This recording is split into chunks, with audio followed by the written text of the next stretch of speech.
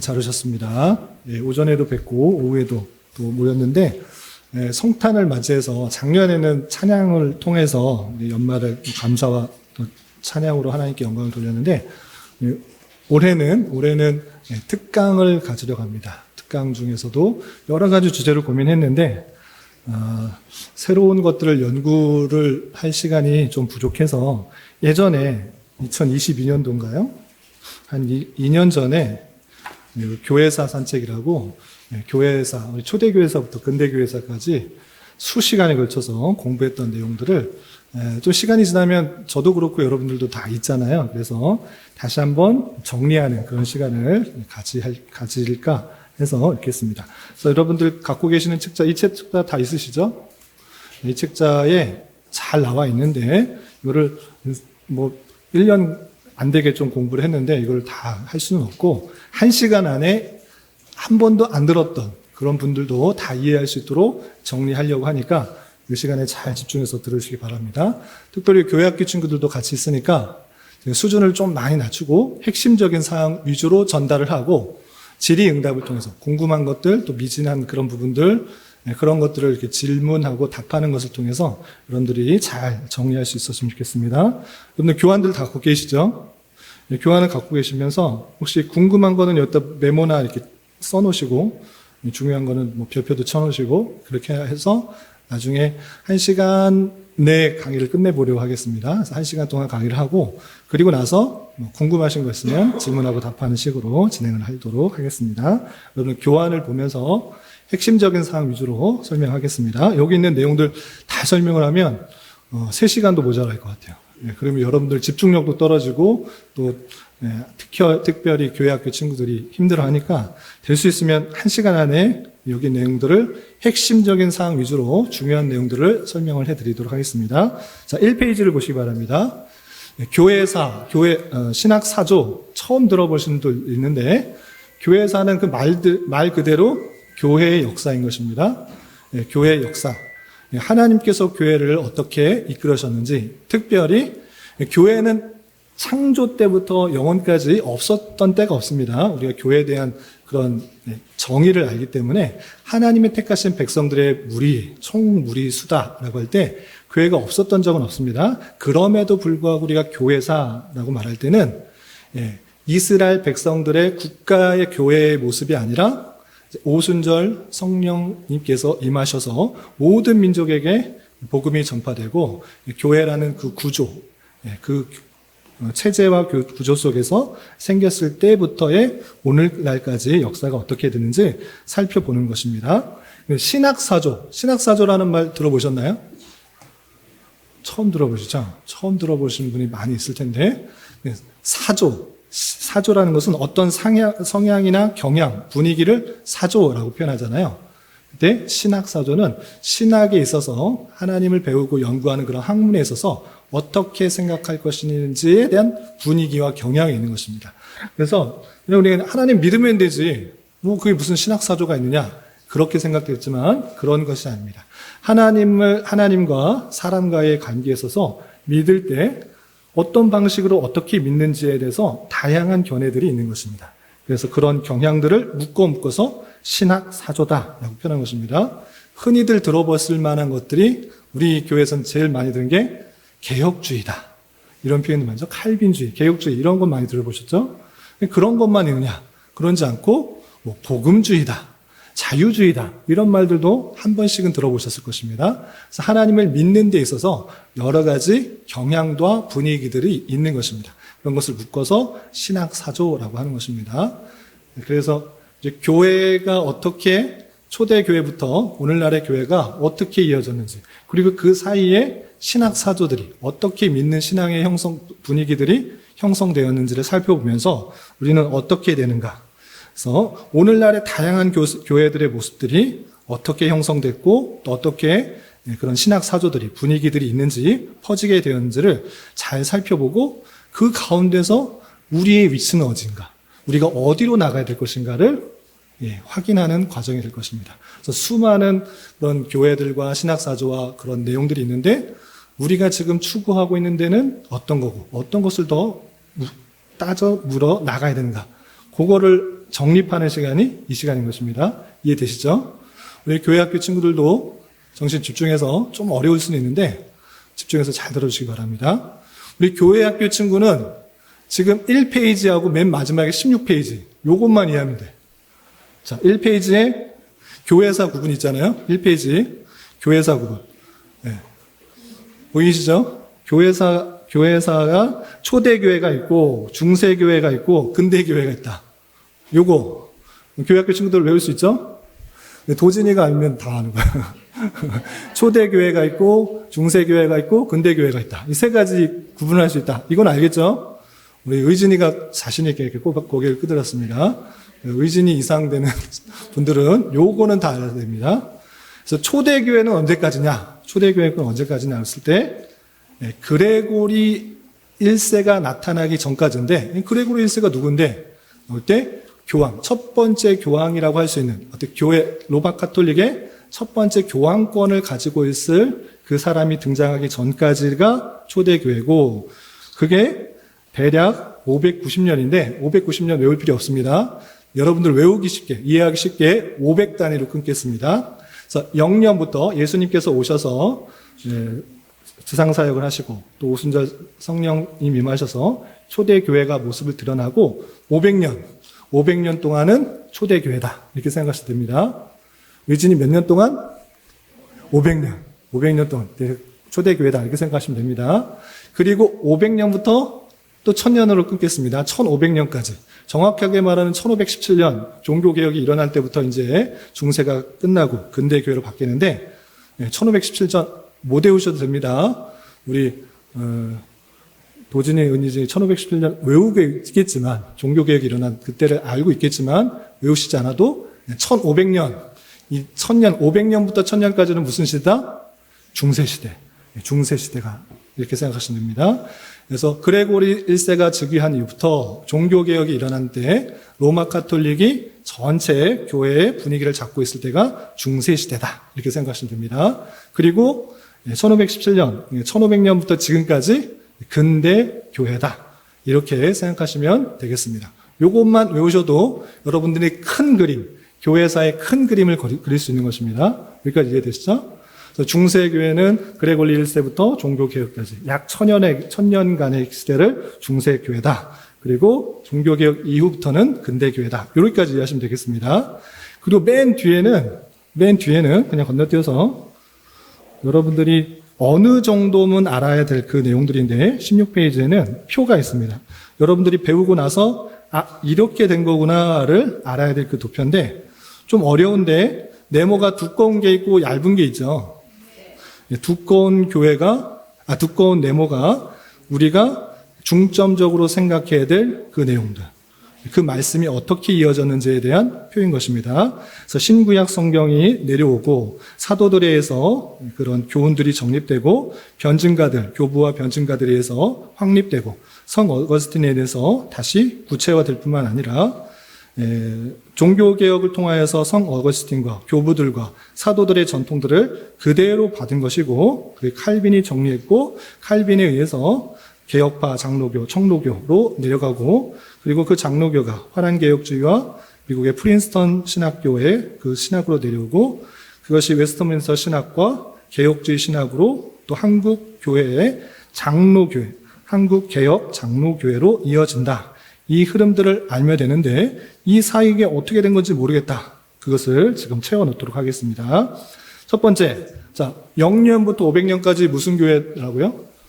초대교회. 초대교회 때의 핵심은 무엇이냐라고 할 때 예수님이 누구인가에 대한 확증인 것입니다.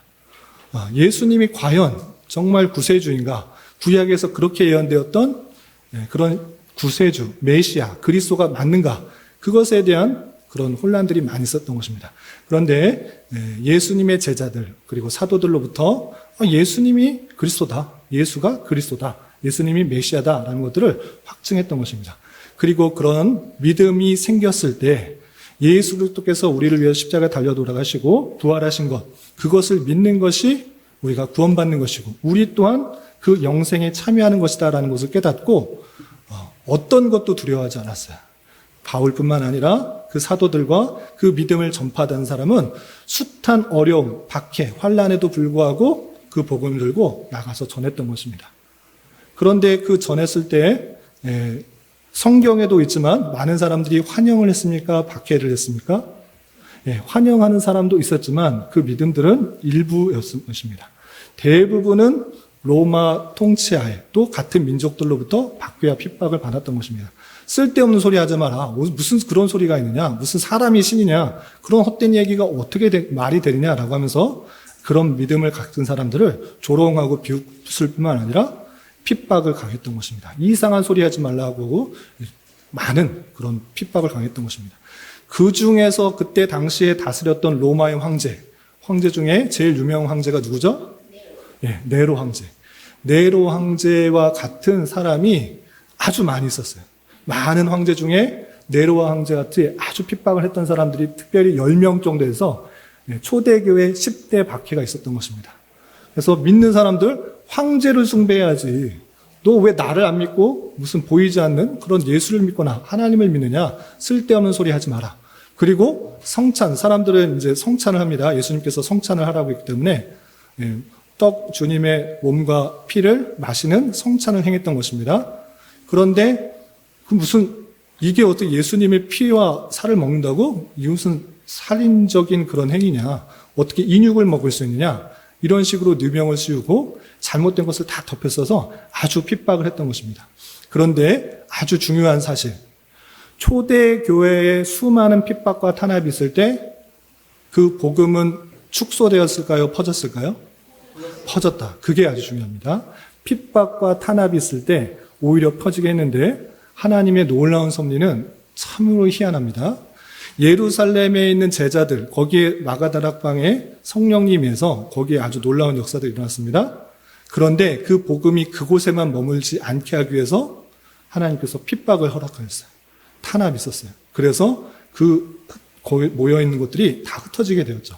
거기서뿐만 아니라 믿는 사람들이 계속적으로 핍박을 들어가자 이곳저곳 흩어져서 신앙생활을 했던 것입니다. 그런데 기독교 신앙에서 아주 중요한 것은 무엇이냐면 그 신앙이 참되다고 하면, 진짜라고 하면 어떤 핍박과 환난과 고난에도 꺾이지 않는 것입니다. 그래서 죽으면 죽지. 내가 지금 죽으면 끝인가? 아니, 나는 예수님 믿고 천국 가는데 나 이제 주님과 함께하는 그 다음 세계가 있는데 그러면서 어떠한 핍박과 환난에도 신앙을 굽히지 않았습니다. 오히려 더 바람직한, 또 거룩한, 또 이웃을 사랑하는 정의롭고 공의로운 삶을 살았던 것이죠. 그래서 초대교회 성도들은 핍박과 탄압 속에서도 신앙을 굽힌 것이 아니라 난 죽는 것도 두렵지 않다. 나는 주님과의 영원한 천국이 있다라는 것을 알고 많은 사람들이 죽어갔던 것입니다. 그것을 통해서 초대교회는 놀라운 부흥이 일어났어요. 아, 저게 참된 진리구나. 수많은 사람들은 핍박을 강하고 총칼을 대고 또 죽인다고 그러면 다 고개를 숙이거나 그 자리를 피하는데 저 사람들은 기꺼이 감내하는구나. 죽음을 두려워하지 않구나. 그리고 이 세상의 무기, 영화 어떤 것을 취하려고 하는 것이 아니라 더욱더 거룩하고 사랑하는 순결한 삶을 살아가기 힘쓰는구나.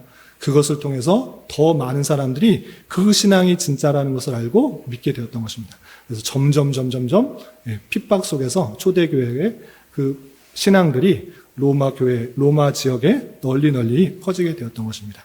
그리고 323년 콘스탄티누스 황제에 의해서 그 배경은 설명하지 않겠습니다. 로마의 황제 중에 한 명이 정말 신기한 것을 경험하고 하나님께서 나를 도와줘서 전쟁에서 승리하게 되었다라는 것을 믿고 나는 신앙인이 되어야겠다. 이렇게 생각했던 것입니다. 그래서 핍박을 멈추고 이제 기독교를 인정하고 또 더 나아가서는 국교화하는 것입니다. 그래서 로마의 그 지역에서 핍박이 사라지고 이제 자유롭게 신앙생활을 하게 되었고 또 기독교, 예수님이 누구인지에 대한 예수님이 정말 하나님인가? 신성과 인성은 합쳐진 것인가? 분리된 것인가?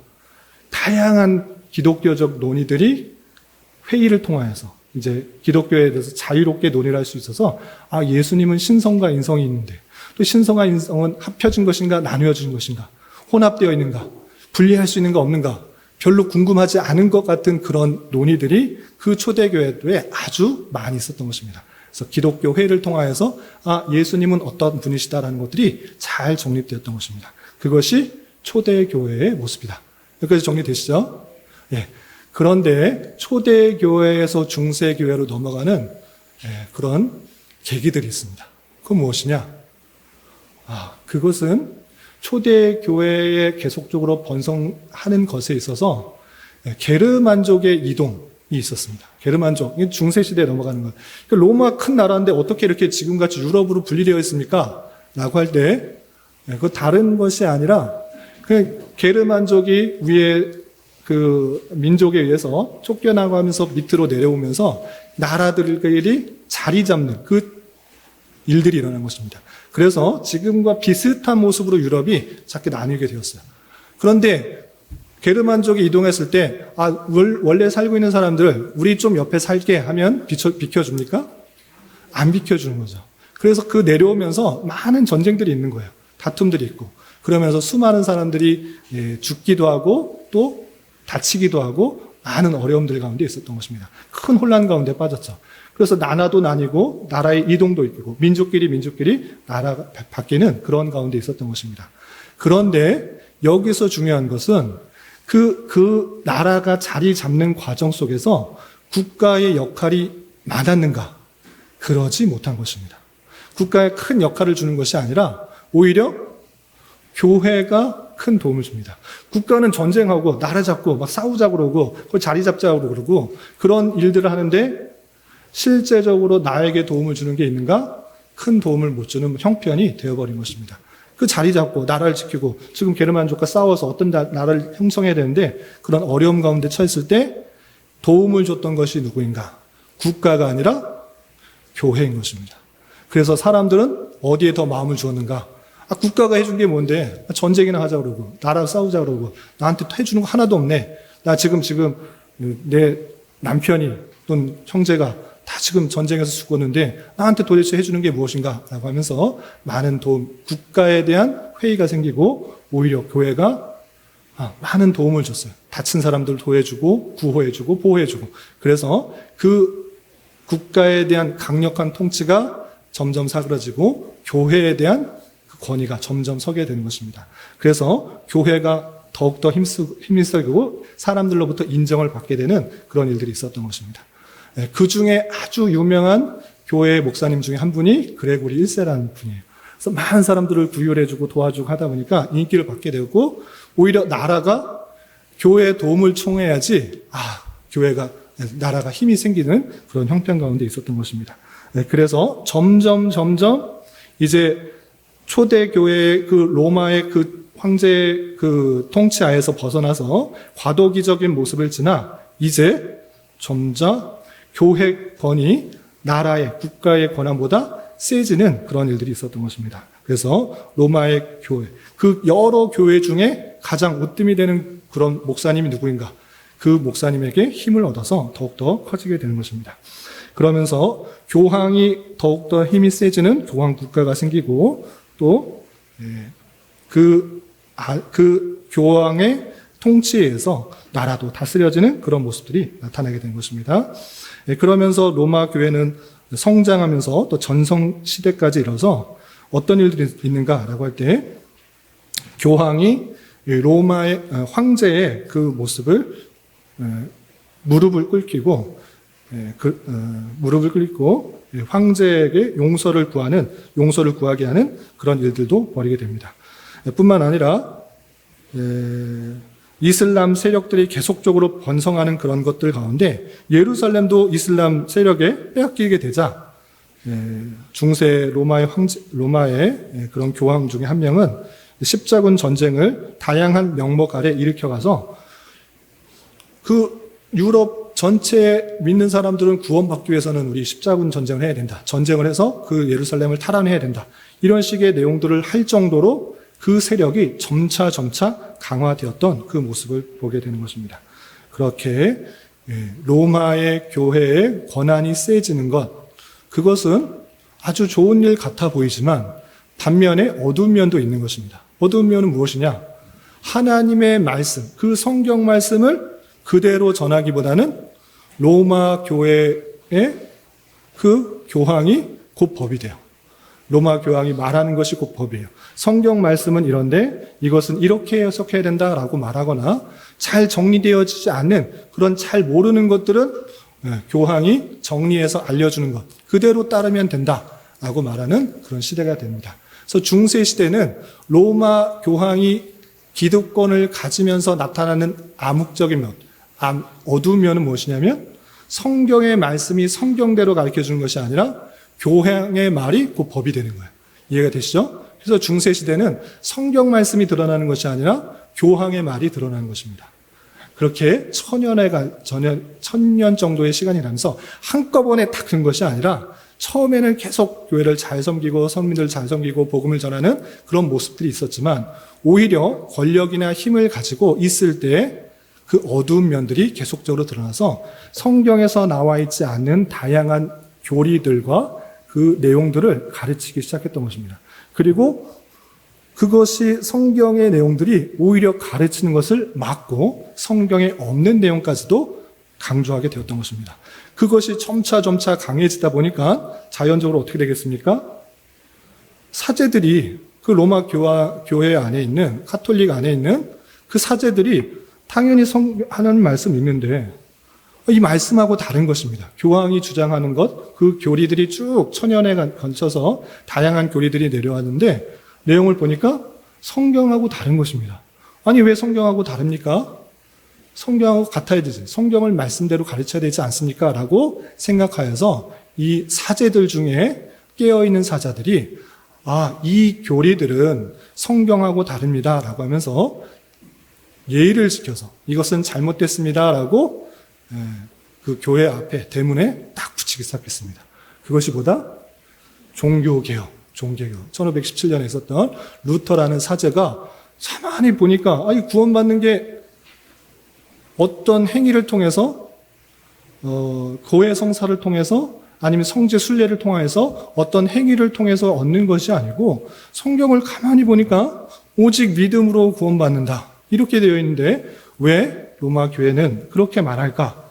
이거 좀 잘못됐습니다. 그래서 97개 개조의 내용들을 하나하나 조목조목 이것은 잘못된 것 같습니다라고 반박을 했던 것입니다.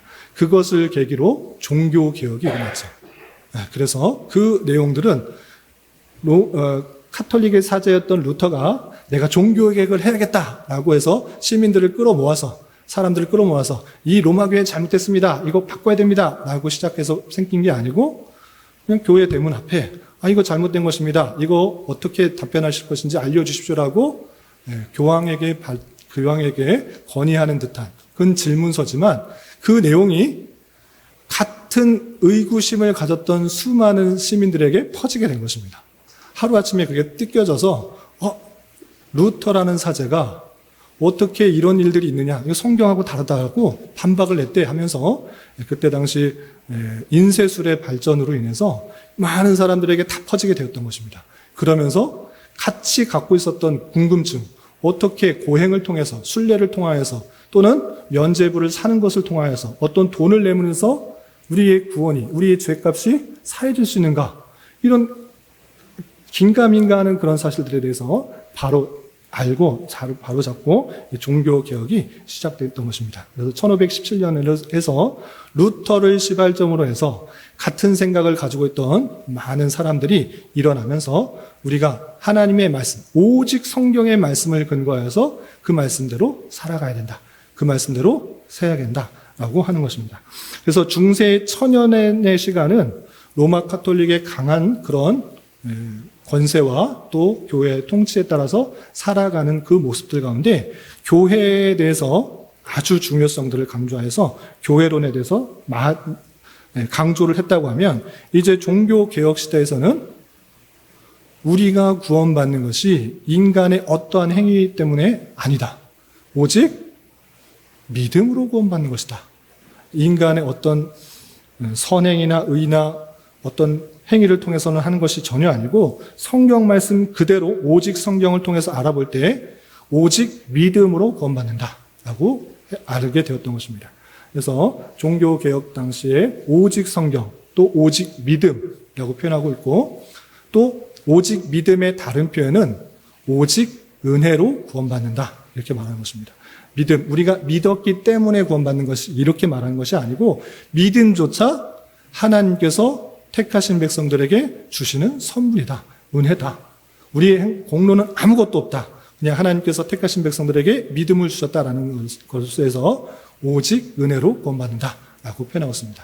또한 우리가 구원받는 것은 오직 그리스도, 오직 그리스도다 라고 표현합니다. 그래서 그리스도를 통하여서, 예수 그리스도를 통해서 구원받는 것이지 우리의 선행이나 의지나 어떤 면죄부를 사는 것이나 고해성사를 하는 것이나 등등등 어떤 것도 아니고 오직 예수 그리스도의 보혈의 피로 우리가 죄사함을 받고 구원받는다. 오직 예수 그리스도를 통해서 구원받는다 라고 말했고, 그리고 이 모든 것들을 종합적으로 할 때 오직 하나님께 영광을 돌리는 것이 기독교 신앙이다 라고 표현한 것입니다. 그래서 중세시대 때는 긍정적인 면에 있어서는 교회가 사회를 잘 다스리고 교회에 여러 가지 선한 영향력들을 끼치려고 하는 그런 노력들이 드러났는가 하면, 안타까운 것, 그런 암적인 모습들은 어두운 면에 있어서는 성경이 성경대로 가르쳐주는 것이 아니라 교황의 그런 생각과 판단, 결정에 의해서 모든 것이 결정되어 오다 보니까, 교황이 완전히 무음하면 정말 하나님의 그런 사신이라고 그러면 그런 일들이 없겠지만, 그런 것이 아니라 다양한 오류들을 발생해서 참된 진리에서 벗어나고 하나님의 말씀이 오히려 가르쳐지지 않고, 그 교회 예배는 하나의 예전이 되어버립니다. 교회 미사에 참여한 것, 그것이 의로운 것이지 거기서 예배하거나 말씀 듣는 거나 이런 것은 별로 중요한 것이 아니고, 그 예배에 참석하는 것, 그 미사에 참석하는 것, 그것 하나가 구원받게 하기 위한 하나의 의의가 된다, 좋은 효과가 된다라고 가르쳤던 것입니다. 그래서 중세시대는 특히 말기에 보면 설교가 그 나라 말로 전해진 것이 아니라 라틴어로 성경 자체를 그 나라 말로 번역하는 것조차 금지되었던 것입니다. 번역하면 바로 죽이고, 라틴어로 쓰여 있는 그 성경을 그대로 읽는 그 행위, 무슨 뜻인지도 모르는데 그 자리에 앉아 있는 행위, 그 자체가 구원받는 데 큰 도움이 된다. 너희들이 그 밖에서 떠나면 구원이 없다. 교회가 구원이다. 교회 밖에는 구원이 없다. 이런 식으로 말하면서 잘못된 길을 가게 됐던 것입니다.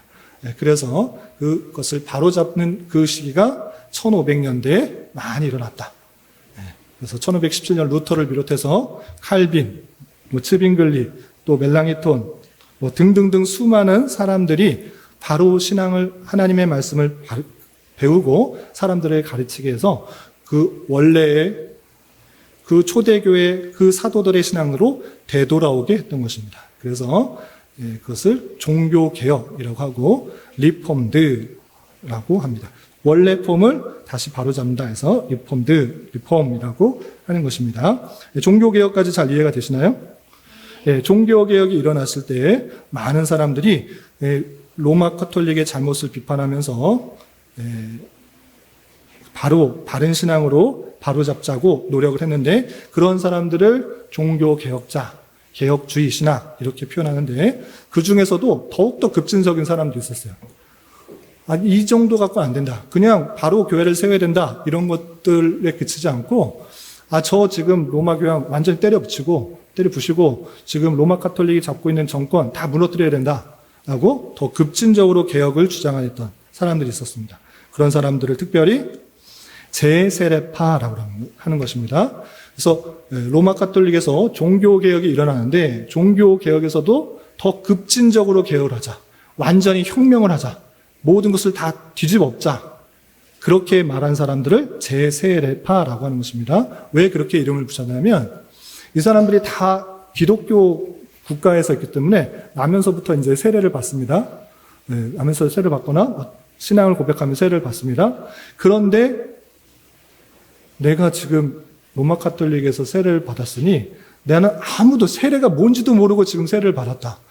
그러니 나 이제 예수 그리스도를 제대로 믿고 예수님과 함께 연합됐다라는 의미로, 함께 죽고 함께 살았다라는 의미로 세례를 받아야 된다. 그래서 다시 세례를 받아야 된다라고까지 아주 급진적으로 말했던, 급진적인 혁명을 말했던 사람들이 있었기 때문에 그것을 재세례파, 다시 세례까지 받아야 된다고 말하는 아주 급진적인 사람들을 말한 것입니다. 이 사람들은 완전히 사회와 교회와 국가를 다 없애야 된다라고 급진적인 개혁 주기를 벌였던 사람들입니다. 이런 사람도 있었지만 온건한 개혁주의에 의해서 그것들이 잠재워지고 그것들이 어느 정도 정리가 되는 모습을 보였었습니다. 이렇게 종교 개혁이 일어났을 때 이것들이 수시간에 프랑스와 독일 그 중심으로 종교 개혁이 일어나는데 자연적으로 그 영향들이 넓게 퍼지게 되었습니다. 그래서 스위스나 네덜란드나 영국, 남아프리카, 아메리카로 계속적으로 확산되게 되었고 그곳에 개혁주의 신앙의 내용들이 잘 펼치게 되었던 것입니다. 그런데 여기서 또 하나의 흐름들이 나옵니다. 처음에는 크게 사도들의 정통과 신앙에서 그 전체적으로 로마 카톨릭으로 신앙이 바뀌었죠. 그런 신학 사조들이 나타났죠. 그리고 이제 종교개혁이 일어났던 것입니다. 종교개혁이 일어나서 오직 성경으로, 오직 믿음으로, 오직 은혜로, 오직 그리스도로, 오직 하나님께 영광을 돌리는 신앙이 참신앙이다. 이렇게 했는데 가만히 보니까 그 말이 아닌 것 같다라고 생각한 사람도 있었습니다. 그것은 전적인 은혜라기보다는 내가 믿고 결단해야 되지. 인간이 타락한 것은 하나님의 전적인 인간이 타락한 것은 완전한 타락이 아니고 부분적인 타락이다. 내가 얼마든지 예수님을 믿고 또 믿기로 결단하고 내가 결정할 수 있다. 사람은 완전 타락한 것이 아니다. 부분적으로 타락했다. 내가 언제든 얼마든지 결심할 수 있고 예수님을 믿기로 결단할 수 있다. 그리고 예수님께서 이 땅에 오신 것은 하나님의 택하신 그 백성들을 위해서 온 것이 아니라 전체 모든 사람들을 위해서 오신 것이다. 모든 사람을 위해서 돌아가셨고 모든 사람을 위해서 모든 사람이 구원받기를 원하신다. 그런데 예수님께서 모든 사람을 위해서 돌아가셨고 모든 사람이 구원받기를 원하시는데 사람이 안 믿으니까 사람이 믿기로 결단 안 했으니까 구원 안 받는 것이지. 그 무슨 소리냐. 성경에 분명히 믿으라고 했고 결단하라고 이렇게 했기 때문에 그리고 모든 사람을 위해서 이 땅에 오셨다. 모든 사람이 구원받기 원하신다. 이런 표현이 있지 않느냐. 그러니 예수님께서 오신 것은 모든 사람을 위해서 모든 사람이 구원받기 원하시는데 사람의 결정에 의해서 구원받느냐 그렇지 않느냐 이렇게 결정된다. 이렇게 표현하는 사람들이 나타난 것입니다. 그런 사람들의 부리가 어떤 사람들인가라고 할 때 알미니안주의다라는 것입니다. 그런데 이것은 설명을 안 했지만 초대교회 때부터 계속적으로 있었던 그런 내용들입니다. 그런 내용들이 계속적으로 인간에게는 나타나는 것입니다. 하나님께서 모든 것을 다 주관하시는 것이 아니고 다 결정하는 것이 아니고 얼마든지 사람들이 결정할 수 있고 모든 것을 믿음도 선택할 수 있다. 또 믿는 것, 내가 예수님 잘 믿다가도 한 70세, 80세 돼서 또 시험받고 또 어려운 일 당해서 믿음에서 떠날 수 있다.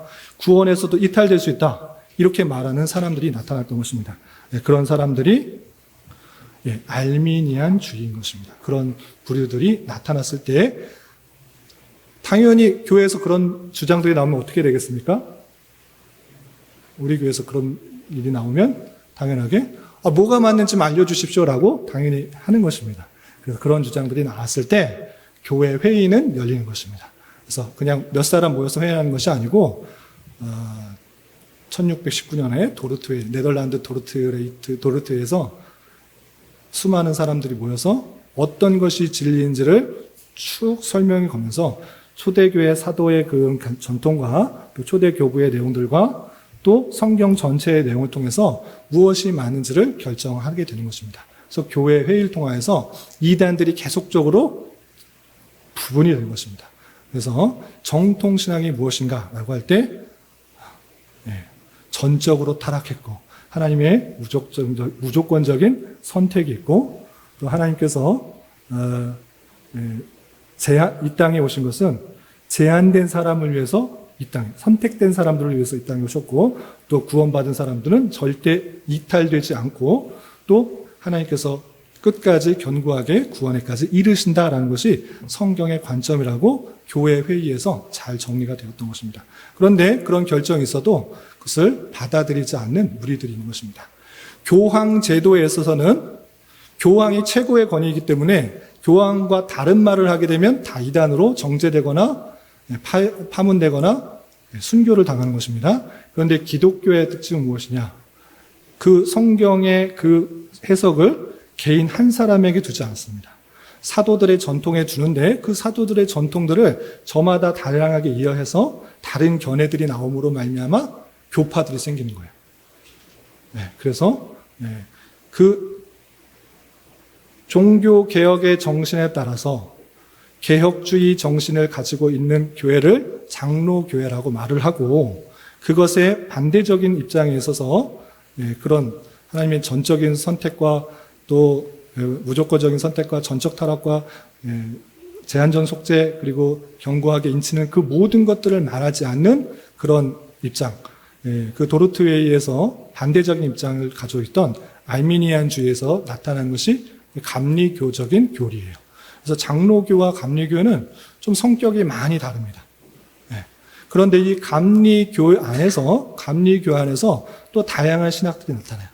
다양한 신학들이 나타나는데, 그건 어떤 배경 가운데 나아가느냐?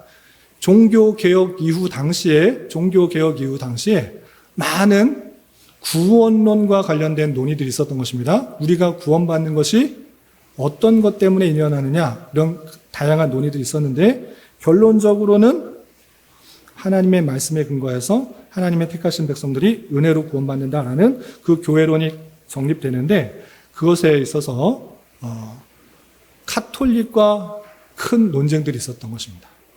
카톨릭은 종교개혁이 일어나면서 그냥 받아들인 것이 아니라 왜 참된 진리의 교회에서 이탈되느냐, 왜 서자같이 행동하느냐, 왜 잘못된 길로 가느냐라고 해서 로마 그때 당시 힘을 갖고 있었던 그 교회, 로마 교회와 우리가 참된 진리를 깨달아서 바른 교회를 세우고자 하는 교회에서 큰 전쟁을 일으켰던 것입니다. 큰 전쟁을 일으켰는데 그 전쟁이 어떤 전쟁이냐? 30년 전쟁인 것입니다.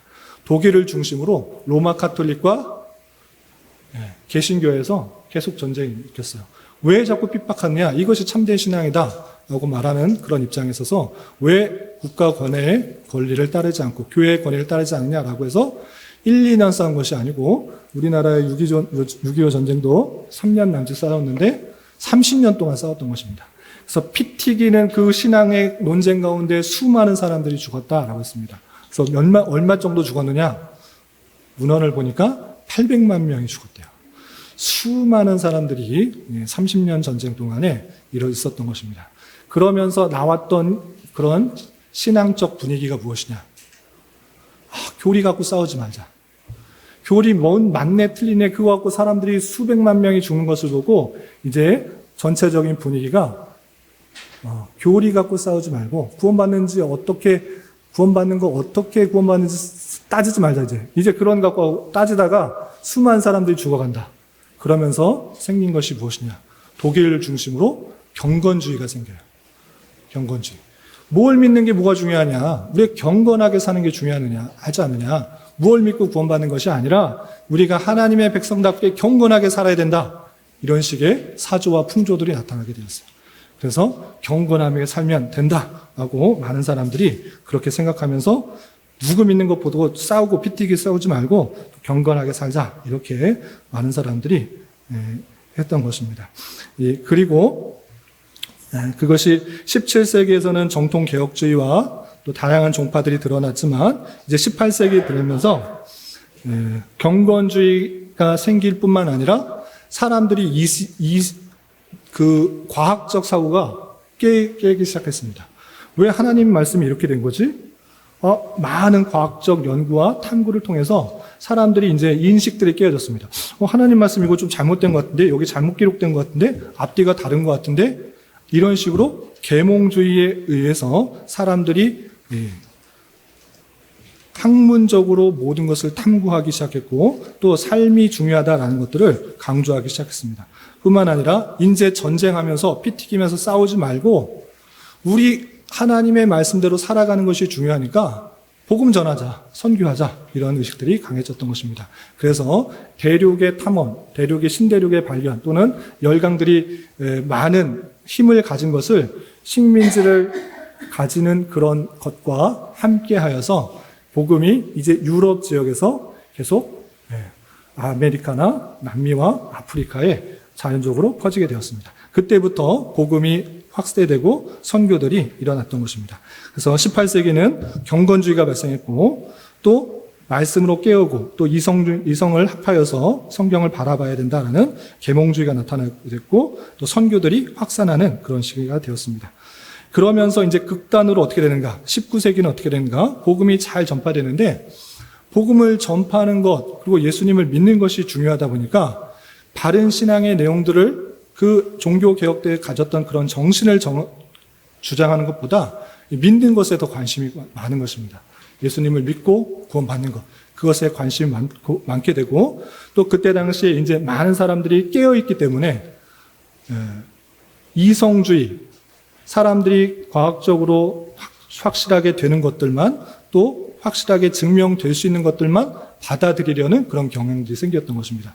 그래서 하나님의 말씀은 이거 옛날 말씀이지 이게 무슨 하나님의 말씀이야. 그때 당시에 그런 사도들과 옛 성도들 다윗과 모세와 그 사람들이 그냥 기록해 놓은 것이고 그런 정신을 받으면 된다. 그리고 오늘날 확실히 입증될 수 있는 과학적으로 증명될 수 있는 받아들일 수 있는 도덕적인 삶, 교훈들 그런 것이 중요한 것이지 모세가 어디를 걸었네 또 기적을 해냈네 예수님께서 십자가에 달려 돌아가셨네 안 돌아가셨네 이런 것이 중요하지 않다.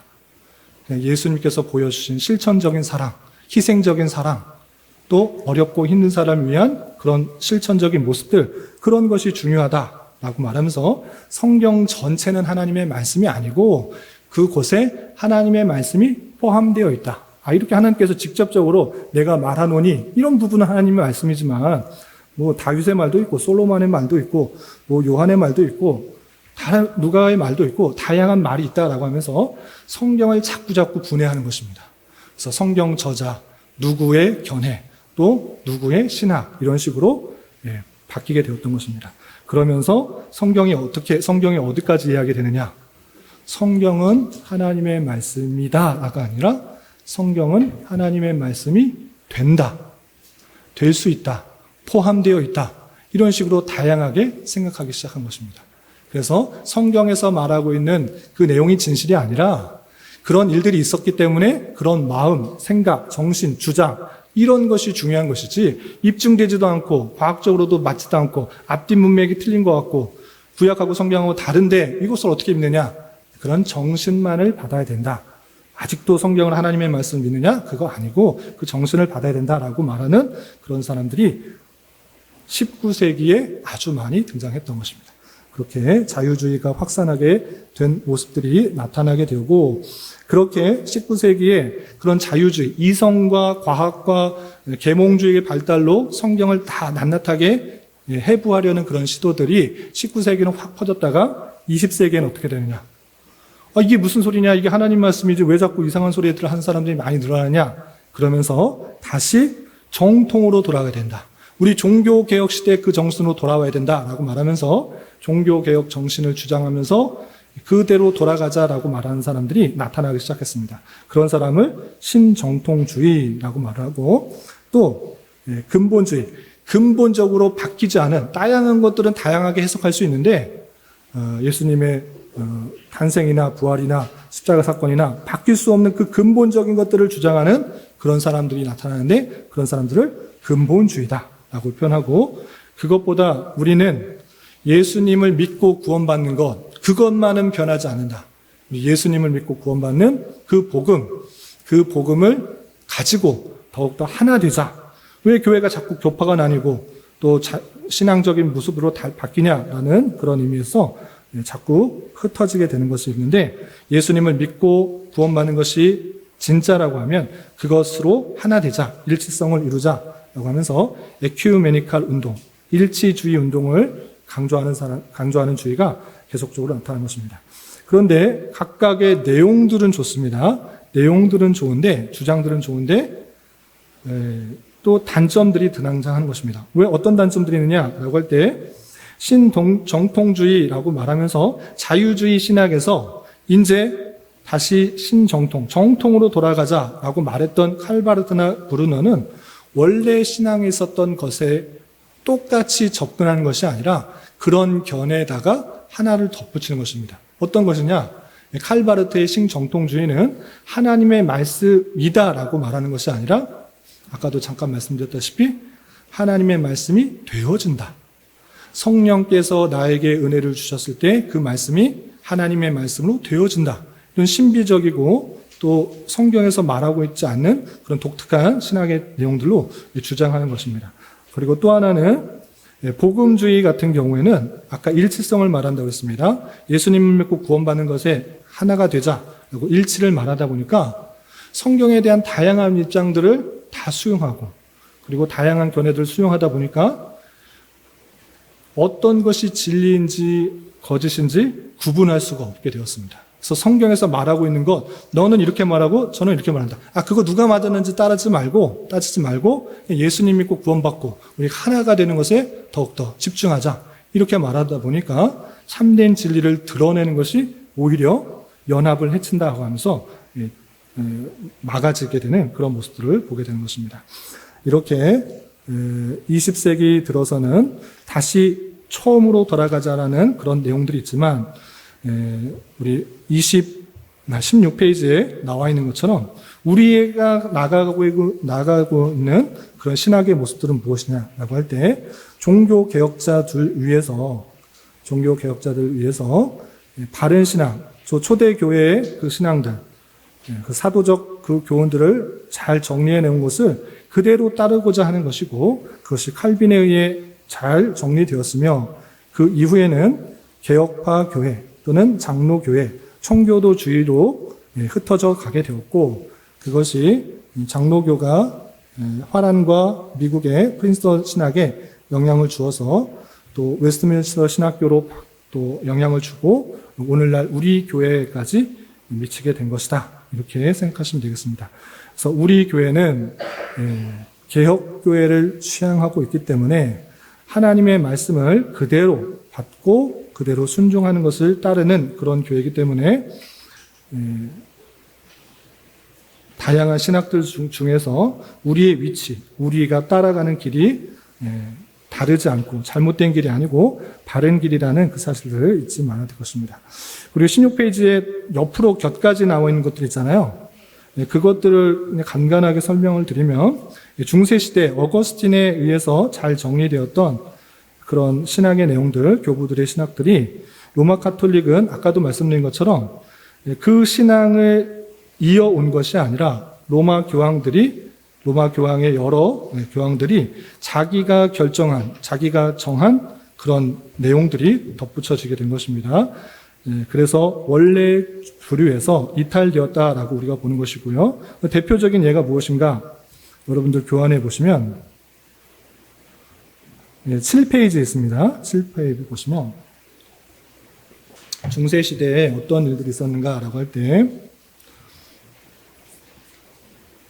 375년에 보면 천사나 죽은 성인들의 형상을 숭배하기 시작했습니다. 성경 말씀을 잘 보면 천사를 숭배하라고 했는가? 죽인 성인들에 대해서 형상을 대고 만들어 놓고 숭배하도록 했는가? 그렇지 않다라는 것을 보십니다. 어떤 우상도 만들지 말라 이렇게 말했고 천사 숭배에 대해서 강하게 비판하는 성경 구절들이 분명히 있는 것입니다. 그럼에도 불구하고 이런 일들이 있었고 또 431년에서는 에베소 공회를 통해 마리아를 높이기 시작하고 하나님의 어머니라고 칭호를 부르기 시작했습니다. 하나님의 어머니라는 표현이 성경에 나오는가? 예수님의 어머니 이렇게 될 수 있는데 하나님의 어머니라면서 예수님보다 더 높이 생각할 수 있게 하는 그런 오해를 부르기 시작했고 그리고 593년에 보시면 그레고리 1세가 연옥의 교리를 확립합니다. 그래서 성경을 아무리 읽어도 연옥이라는 표현이 등장하지 않습니다. 옥이라는 표현, 수월이라는 표현이 등장하긴 하지만 죽은 사람이 가는 그런 곳으로 말하고 있지 로마 카톨릭에서 말하고 있는 연옥의 교리 연옥의 교리가 어떤 교리인지 아시죠? 사람이 죽으면 바로 천당에 가는 것이 아니라 연옥이라는 곳에 있어서 거기서 어떤 수행이나 어떤 것을 쌓아야지만 천국에 갈 수 있다. 이렇게 말하는 것입니다. 성경에 어디를 봐도 그런 내용이 없는 것입니다. 로마 가톨릭의 그런 교리에 의해서 창제되었기 때문에 성경에 없는데 어떻게 연옥 가서 어떤 면제부를 살거나 면벌부를 살거나 아니면 성지순례를 하거나 아니면 자손들이 어떤 일을 해야지 구원을 받는다, 천당에 간다 이런 소리가 없는데 어떻게 그렇게 할 수 있는가라고 할 수 있는 것입니다. 그리고 600년에 보면 예배 때 라틴어를 사용했습니다. 예배 때 라틴어를 사용했다는 것은 말씀드린 것처럼 예배가 예전이 되는 것입니다. 하나의 행위가 되는 것입니다. 예배하는 행위, 미사하는 행위를 했기 때문에 구원에 조금 더 공로가 쌓아진 것입니다. 라틴어를 사용했다는 것은 아는 사람은 거의 없다. 그냥 사제들만 알아듣는다. 이런 의미가 있는 것입니다. 그리고 600년에 마찬가지로 마리아 죽은 성인들 천사들에게 기도하게 되는데 마리아의 이름으로 기도하거나 마리아에게 기도하는 것 성경에서는 없는 내용들입니다. 그리고 교황의 발에 입맞춘다든가 그리고 십자가 형상 요물 숭배를 인정한다라든가 우리 개혁교회 안에서 원래적으로 십자가 형상 또 촛불 형상 어떤 형상 절대 만들지 않도록 그렇게 종교개혁 때 다 없앴던 것입니다. 그런 것이 우상숭배의 모습이 되는 줄 알아. 그런 것을 갖지 말자라고 이렇게 결정했음에도 불구하고 글도 알지 못하는 사람들 잘 모르고 잘 깨닫지 못하니까 형상 만들어 놓고 거기에 기도하게 하고 또 스테인드 글라스로 예수님께서 어떻게 활동했는지 잘 보게 하고 그런 식으로 하다 보니까 그쪽에 기도하고 그것을 위해 기도하면 잘 들어준다 이렇게 생각하는데 성경에서는 우상 숭배는 어떤 것도 만들지 말고 섬기지 말라 절하지 말라 이렇게 표현했던 것을 보면서 한 것입니다. 등등등 쭉 잘못들을 하면서 이렇게 로마 가톨릭이 부패했을 때 종교 개혁에 의해서 개신교가 나타났다 이렇게 생각하시면 되고 루터와 칼빈주의가 같이 종교 개혁을 했음에도 불구하고 루터주의와 칼빈주의는 약간 차이가 있습니다. 루터도 로마 가톨릭의 부패에 잘못된 것을 지적하는데 선두적인 역할을 했는데 루터의 한계는 이것입니다. 칼빈주의에서는 성경에 말하고 있는 것만 하는 것이고 루터주의는 뭐냐? 물론 차이점이 많이겠지만 그냥 간단하게 말하면 성경에 금지하고 있지 않으면 할 수 있다. 성경에 나와 있는 것만 하자는 것이 개혁주의 입장이고 루터주의는 예수님 믿고 대부분 비슷합니다. 그런데 성경에 금지하지 않았잖느냐. 성경에 하지 말라고 한 것은 분명히 안 한다. 그런데 성경에 하지 말라고 하지 않은 것 있잖느냐. 그건 할 수 있지. 그거 해도 되지. 이렇게 생각하는 입장입니다. 그런데 그런 입장에 우리는 더욱더 엄밀하게, 더욱더 성경 원칙적으로 살아갈 때 성경에 하라고 하는 것만 하는 것이 더 올바른 삶을 살기에 좋겠구나 이렇게 생각하는 것입니다. 그래서 루터주의의 성격을 갖고 있는 것이 알미니안주의고 또 아까 루터주의에서 맞고 틀리고 따지지 말고 경건하게 살자, 선하게 살자 이렇게 해서 경건주의가 나왔고 또 경건한 삶을 사는 그런 정신을 따라서 칼빈의 그 개혁주의와 합쳐진 것이 청교도주의다 이렇게 생각하시면 되겠고 또 경건주의와 알미니주의를 16페이지입니다. 16페이지에 맨 마지막 도표를 간단하게 설명하려고 하는데 간단하게 설명하고 마치겠습니다. 알미니안주의와 경건주의의 영향을 받아서 모라비안이 복음을 들고 선교를 시작하게 되었고요. 또 모라비안의 영향을 받아서 웨슬리안의 그런 감리교가 생기게 되었습니다. 그리고 그 감리교의 영향을 받아서 또 미국의 여러 가지 상황 가운데 나타났을 때 부흥운동, 영적인 부흥운동이 일어났고요. 그 부흥운동에 의해서 성령의 체험과 성령의 역사를 강조하는 그 운동 가운데 오순절주의가 나타나게 되었고요. 오순절주의 교회는 이른바 순복음교회 이렇게 생각하시면 되겠습니다. 그리고 웨슬리안에서 나온 것이 뭐 성결교회, 또 성결교회나 그런 구세군교회나 뭐 감리교회나 이런 교회들이 이제 웨슬리안 주의에서 나오는 그런 신학입니다. 그래서 정통 신학으로 우리가 따르는 것은 개혁주의와 장로교회, 그것을 하나님의 말씀에 집중해서 따르는 교회다. 그래서 우리 교회의 위치는 종교개혁 시대에 나왔던 그 정신의 신앙을 따라서 오직 하나님 말씀에 근거해서 하라고 하는 말씀을 더욱더 잘 지키고 순종하게 힘쓰는 교회로 나아가는 것이다. 이렇게 생각하시면 되겠습니다. 그냥 여기 있는 것들을 보고 읽으면 좋겠지만 더 잘 정리되어서 설명하겠지만 시간이 너무 많이 걸릴 것 같아서 간략하게 설명을 했는데 여기까지만 설명을 드리고 혹시 좀 보충 질문을 해야 될 것 같다, 궁금한 것이 있다 이런 것도 있으면 질문을 해주시기 바랍니다. 네. 하나는 칼빈이즘에서 개혁파가 나왔고 천주교랑 장로교도 있는데 네. 개혁파는 왜 우리 교회가 개혁파 아닌가? 왜 여기서 끊겨버렸어요? 그 개혁파라는 게 여기 우리 교회까지 이어온 것이 이런 뜻이고, 칼빈에 의해서 이제 개혁주의, 칼비니즘이 생겼잖아요. 그것이 이제 전체적으로 영향을 줄 때 이름이 두 개로 붙여져요. 그래서 영향을 받아서 영국으로 가서 스코틀랜드와 이 사람들의 영향을 받아서 칼빈주의적 영향을 받아서 교회에 더욱더 관심을 두고 교회적인 입장에서 교회를 어떻게 세워야 되는가, 장로들을 세워서, 감독이 아니라 장로들을 세워서 장로들을 회의를 통하여서 장로들에 의해서 다스려지는 그런 교회를 세워야 된다는 것을 더 중점으로 이름이 붙여진 것을 프레스바이터리안 처치, 장로교회라고 합니다. 그런데 같은 신학입니다. 같은 신학인데 이름을 더욱더 신학에 집중을 주는 거예요. 교회 체제가 중요한 것이 아니고 무엇을 가르치냐가 더 중요하다. 개혁된 내용의 신학들을 갖춰야 된다. 예전에 카톨릭 신앙의 그런 내용들이 아니라 행위 중심의, 공로 중심의 어떤 것에 그냥 교황이 시키는 대로 따르는 것에 대해서, 그리고 중보자가 오직 예수님이 아니라 다른 사제나 교황이 될 수 없다라는 그런 입장에 있어서 그 신앙을 갖고 있는 것이 더 중요하다라고 하는 것이 리폼드 처치라고 불러요. 신앙을 더 중요시하죠. 같은 내용인데 체제를 더욱더 중요하는 체제 이름을 영국과 스코틀랜드 중심으로 장로교회라고 해서 청교도들이 미국으로 가서 또 오는 그 역할들을 하게 된 것이고, 리폼드 처치는 그냥 그 유럽 지역에 네덜란드나 프랑스 지역에 자신들은 그 개혁주의 정통의 신앙을 받았다고 해서 장로교회라고 말하지 않고 리폼드 처치라고 그래요. 그래서 리폼드 신학을 갖고 있는 교회이죠. 그래서 교회 체제보다는 그 신학들을 더 중시해서 자기는 리폼드 처치라고 그래요.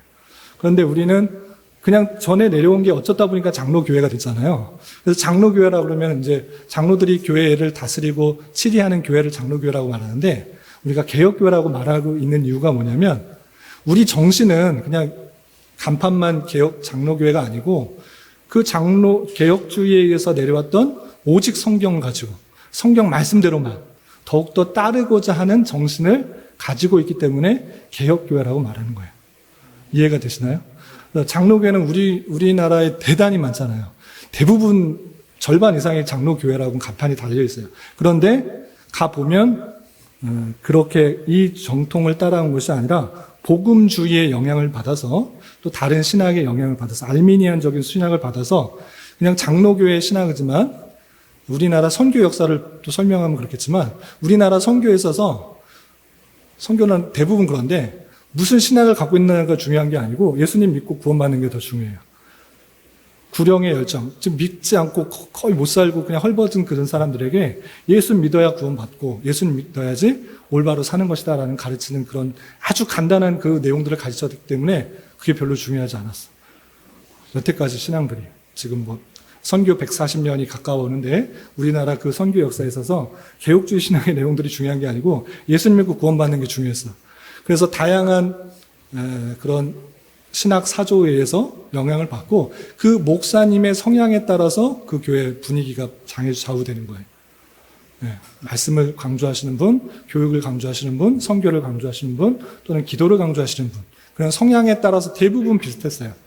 그런데 이제 최근에 들어서 하나님의 말씀을 더욱더 잘 보고 그 역사적 전통을 좀 잘 보자.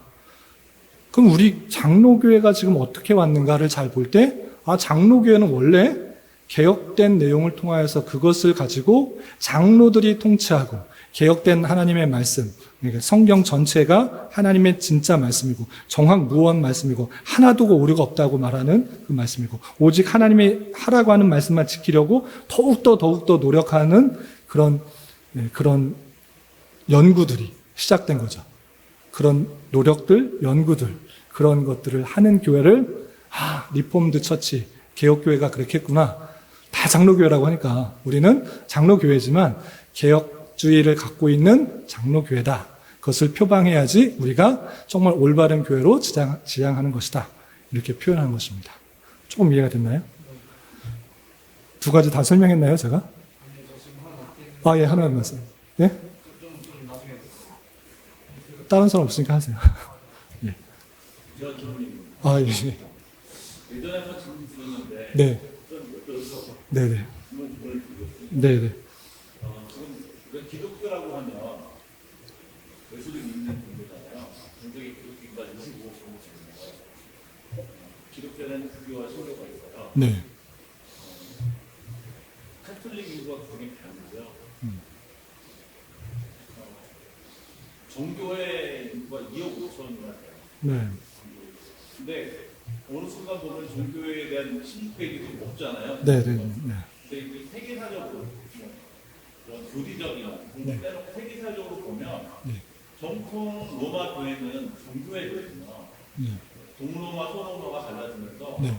황제랑 모든 교회가 동로마로 이동을 하고 소로마를 버리고 떠나는 상황에서 게르만족이 침략해 소로마를 망하고 네. 그 다음에 얘네들이 이어서 로마가 되는데 네. 동로마가 이제 천년 뒤에 망하면서 네네. 망하고 게르만족에 의해서 얘네들이 로마인들이 실제로 다 동로마로 간 거예요. 네네. 대부분의 주요 로마인들이 동로마로 간 거고요. 네네. 그 멸망을 하고 그 다음에 얘네들이 자기네 전혀 상관없는 이름을 순서 로마 대국이라는 아무 상관없는 게르만족이 나라를 세워서 그게 된 거고 실제로 보면은 종교개혁 때도 전부 다 독일 사람이잖아요. 네. 게르만족 사람이란 말이죠. 네. 그리고 소로마 교회가 이상한 짓을 하기 시작한 게 동로마 교회가 떠난 다음부터 얘네들이 이상한 짓을 하기 시작했고 모든 이단적인 사람이 다 시작됐습니다. 네네. 근데 왜 교회사에서는 우리 개신교회에서는 그냥 이 교파로 쳤을 때는 전세 가장 큰 교파가 카톨릭 그 다음에 종교회예요. 그리고 개신교는 다 합쳐서는 종교보다 크지만 얘네보다 큰 교단이 너무 많기 때문에 큰 교파가 없어요.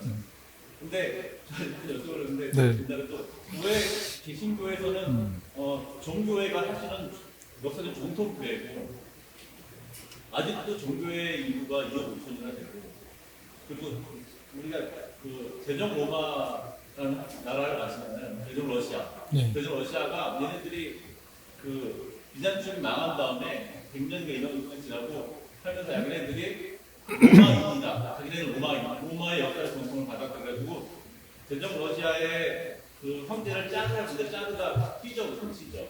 케사르를 걔네들이 종교를 좀 이어가서 지금까지 있는데 저는 그런 종교에 대한 평가, 뭐가 잘못돼 그런 걸 도저히 들을 수가 없으니까 다음 주가 되면 성탄절이 되면 분명히 뉴스에서 바티칸이랑 로마 종교회랑 다 나올 거란 말이에요. 네.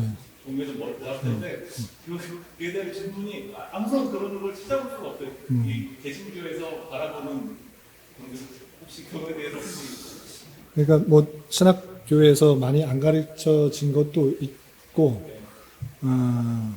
모르겠어요. 따로 연구를 하신 분들은 뭐 잘 아실 수도 있겠지만, 그런데 그 정통에 있어서 그 로마 동방 교회에 있어서의 그런 신학적 내용이 어떻게 진행되었는지를 궁금하신 거잖아요. 저는 지금 그러니까 동로마랑 서로마랑 달라진 가장 큰 교회가 완전 달라진 것이 가장 이게 대례 정통인데 네. 서로마 교회는 우상숭배라는 이단 집단이라고 네. 달라진 거예요. 네. 동물교회자 평가가 개신교가 있어야 되는데, 그러니까 그 종교개혁은 그야말로 로마 카톨릭에 대한 반감에서 일어난 건데, 네네. 그러면 얘네들이 동로마의 종방교에 대해서는 어떤 평가에 대해서 모르겠어요. 그러니까 스탠스가 어떻게 돼 있는지. 그래서 동방교회가 어떻게 또 진행이 됐고 평가되고 예. 개혁된 말하고는 동방교회는 어떤지. 그것에 대해서는 제가 혹시 뭐 아시나요? 지식은 없지만 네. 뭐 분석했거나 네. 그냥 뭐 카톨릭도 비슷하게 보면 간단스럽게 시작부터 어떤 상기체나 좀 어떤 거 그다음에 그 신비주의 도저히 다 그 신비주의랑 그것 때문에 사실 달라졌거든요. 신비주의랑 이상숭배, 무슨 성화 이런 것 때문에 달라진 거거든요. 사실은 걔네들이 모르겠어요. 연구선 안 해도 아무래도 또 인적 그런 거 있잖아요. 세계사적 중요성 속수 네. 네. 같은 거요? 아, 예, 예, 예.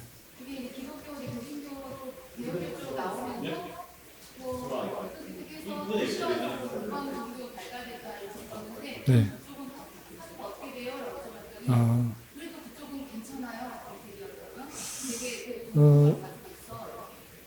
그 부분에 대해서 제가 이제 연구한 바가 없어서 제가 섣불리 말해야 하는 것은 조심스럽고, 그래서, 그 제가, 네. 지금 러시아 종교의 말씀이죠. 러시아 종교회를 포함한, 네. 그 전체를 이제 어떤 식으로 평가하느냐라고 말씀을 하신 것인데, 그 부분에 대해서 제가 많이 알지를 못해서 답변을 섣불리 드리는 것보다 잘 알아서, 개혁주의 입장에서는 네. 그냥 관심이 없는 건데 얘네들이 그러니까 뭐 제가 관심 없어서 그런데 잘 가르치지는 않아요. 제가 저희 교육은 보잖아요. 센 자가 살아남는 게 아니라 살아남은 자가 센 자잖아요. 얘네들이 예. 지속하다가 결국 망했고 로마 카톨릭은 사실은 그런 네. 이름 자기나 사실 가짜 이름이지만 네네. 가짜 이름 엄밀한 가짜 이름 네네. 그거랑 상관이 없는 그만큼 그거랑 상관이 없어요. 사실은 네. 개발되고 있는 나라니까. 네. 근데 걔네들은 그래서 그게 뭐 나름 자기 공동성이 있고 네. 그런 거 아닌가라는 느낌이 들어요. 네. 그러니까 올소도 얘네들은 자기가 쓰는 거죠. 자기가 쓰는 겁니다. 자기네들 신학이 그게- 진짜라는 말. 네. 네. 네. 정통이라는 말을 자기네가 붙이는 거예요. 네네. 그거에 대해서 그 당시에 그때 쓰는 올소도 철저했대요. 네, 그- 자기네들이 진짜다 이렇게. 그렇게 했는데 그래서 그거를 여쭤보신 건데 제가 이제 그거에 대한 풍성한 지식이 없으니 제가 아는 식으로 말했다가 혹시 또 잘못 말할까봐 제가 그렇게 건전한 것은 아니라고 알고 있는데 그건 이제 저 함부로 말하기가 좀 조심스러우니까 제대로 좀 공부를 해서 말씀드리는 게 더 좋겠다라고 해서 네? 예, 다음 시간에 제가 말씀드리기 배운 데까지 아는 데까지 이렇게 하도록 하겠습니다. 예. 혹시 뭐 궁금한 게 있어요? 그냥 괜찮아요. 네. 네.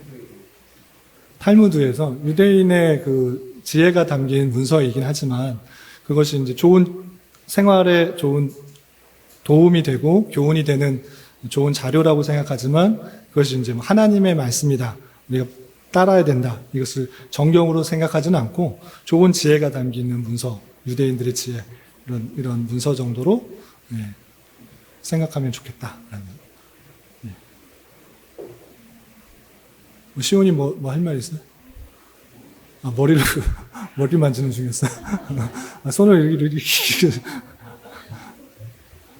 아까 질문. 천주교의 믿을교회라는 게 있더라고요.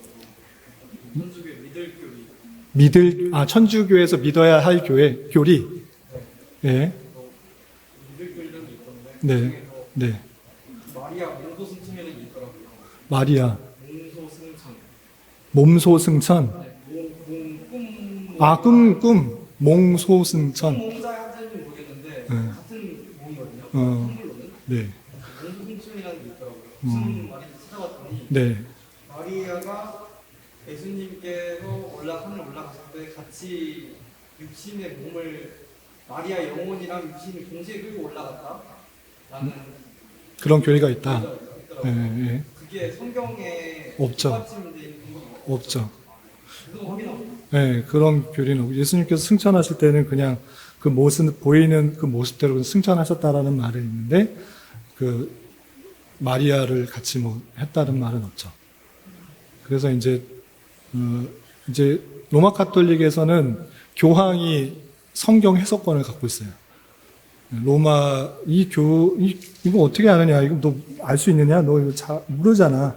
가장 많이 알고 경험도 많고 있는 또 전통을 잘 알고 있는 그 사람이 성경을 해석해 줘야 되고 알려 주어야 된다. 이런 입장이 있는 거죠. 그래서 이제 성경에 없는 교리들이 나타나기가 대단히 쉽고 그냥 전통에 의해서 앞에서 해왔으니까 그대로 답습하는 경우가 되게 많이 있어요. 그런데 이제 종교 개혁이 일어난 원인들을 잘 살펴보면 하나님의 말씀이 없는 것 같은데 그런 일이 없는 것 같은데 그런 입장에서 나온 게 종교 개혁이기 때문에 우리가 더욱더 하나님의 말씀을 오류가도 있고 해석이 정확한 다 아는 사람이 읽어야 되는 만한 그런 성경인가?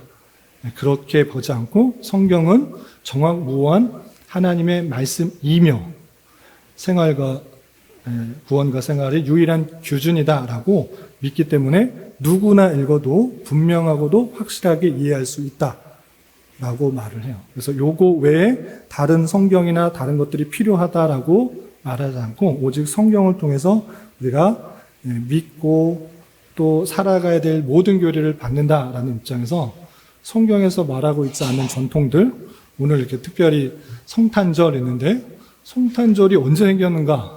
그 기원을 보면 이방 우상신을 섬기는, 그러니까 태양신을 섬기는 날을 그냥 교 앞에서 예수님께서 12월 25일에 태어났다는 말 전혀 없는데 그 날을 그냥 기념해서 그냥 지낸 거예요. 그 왜 지켜야 되느냐? 성경에서 성탄절을 지켜야 된다라고 말을 했는가? 그렇지 않았기 때문에 우리가 조심스럽게 생각하는 거죠. 성탄의 의미를 생각하지 말자라는 얘기 아니에요. 성탄절이 12월 25일이고 그날 예수님께서 태어나셨다. 그날을 꼭 지켜야 된다. 이렇게 율법적으로 지키는 것도 우리가 성경 말씀을 볼 때 좀 조심스럽게 생각하는 입장인 거죠. 그래서 성탄이나 부활이나 고난이나 예수님의 그 놀라운 사랑들은 매 주일날 성경의 그 주일과 또 성찬과 하라고 하는 것들, 그것들 위주로 더욱더 힘써 지키려고 노력하는 입장인 것이죠. 우리가 완전히 옳다 이렇게 말하는 것이 아니고 좀 발견하는 것을 하나씩 좀 고쳐나가 보자. 성경 말씀에 근거해서 좀 바꿔나가 보자라고 더욱더 노력을 하는 입장인 것입니다. 그래서 다른 교회를 막 비판하고 정죄하고 이런 입장이 아니라 우리가 좀 잘 배우면 우리가 더 좋은 모습으로 하나님을 섬길 수 있고 하나님께 영광이 될 수가 있고 바른 모습으로 드러날 수 있다고 하면 더 다른 교회들에게 좋은 영향을 미칠 수 있겠다. 왜냐하면 저도 신학교에 입학하기 전까지 개혁주의라는 말을 듣지도 못했고 성경이 이런 것이 있다는 것들을 듣지도 못했기 때문이에요. 그냥 일반적인 복음주의 입장에서 예수님 믿고 구원받으면 되고 또 감사 찬양 노래하고 감격하고 또 선교 봉사 헌신하면 되지. 뭐 개혁주의가 뭐야? 이렇게 생각했는데 그게 아니구나. 하나님께서 우리에게 주신 성경의 말씀에 이렇게 귀하고 좋은 내용이 있구나. 그것을 깨달은 거죠. 그래서 이것을 가르치는 것에 더욱 중점을 두는 것입니다. 그래서 이런 것들 제일 가르치고 이해했는데 여러분의 선택입니다. 목사님 저 잘못된 것 같아. 이게 아닌 것 같아. 그리고 여러분들의 마음대로 여러 가지 신학사조와 교파나 종교를 선택할 수 있습니다. 그것은 여러분의 몫이에요. 저의 몫은 제가 깨달은 그 성경의 진리, 그 내용들의 전체적인 것들을 여러분들에게 잘 알려주고 그것의 중요성과 귀한 것을 전파하고 여러분들이 평가하고 판단할 것입니다. 저 목사 말이 안 늦으면 그렇게 따라가야겠구나. 그런 교회를 세워야겠구나. 그렇지 않고 이상한 것 같은데, 잘못된 것 같은데, 난 내 마음대로 그냥 예수님 믿고 구원받고 살고 싶어. 뭐 이렇게 복잡한 거 싫어 라고 하면 그냥 편한 데서 신앙생활을 해도 되는 거죠. 우리 교회가 지향하는 바는 더욱더 하나님의 말씀대로 더욱더 살아가기에 힘쓰고 하나님께서 기뻐하시는 교회를 세우기 위해서 노력하는 그런 과정 가운데 있다. 그래서 다양한 신학 사조와 교파와 이런 것들 중에 개혁주의 신앙, 그리고 개혁교회, 그리고 장로교회가 정말 하나님의 말씀에 집중하고 그것을 더욱더 탐구하고 하나님께만 영광을 돌리는 신앙이니 그것을 지향해서 나가자라고 하는 것입니다.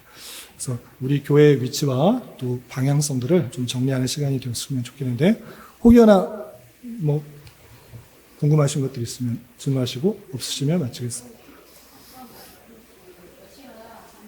네, 네.